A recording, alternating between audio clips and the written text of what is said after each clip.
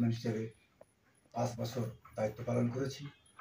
5 বছর দায়িত্ব পালন করাকালীন আমি চেষ্টা করেছি সাধারণ মানুষের সাথে মিলেমিশে কাজ করার। আমি চেষ্টা করেছি আমার দায়িত্ব যথাযথ পালন করার। আমি এবারও উপজেলা পরিষদ নির্বাচনে ভাইস চেয়ারম্যান পদে প্রতিদ্বন্দ্বিতা করছিলাম, কিন্তু ইতিমধ্যে আমি শারীরিকভাবে ভীষণভাবে অসুস্থ হয়ে পড়েছি। শারীরিক অসুস্থতার কারণে ডাক্তার সাহেব আমাকে সম্পূর্ণ রেস্টে থাকতে বলেছেন, যে কারণে আমি আর আমার নির্বাচনের মাঠে থাকতে পারছি না। আমি নির্বাচন থেকে এখন থেকে সরে দাঁড়াচ্ছি। আমার যারা শুভানুধ্যায়ী, যারা আমাকে ভালোবাসেন, আমি সকলের প্রতি কৃতজ্ঞ। আমি আপনাদের ভালোবাসা নিয়ে আগামী দিনগুলো থাকতে চাই। আপনাদের পাশে থেকে আগামী দিনে রাজনীতি করব, আপনাদের সুখে দুঃখে সাথী হয়ে থাকব। আমি আপনাদের সবাইকে আবারও বলি, আপনারা আমার পাশে থাকবেন, আমি আপনাদের পাশে থাকবো।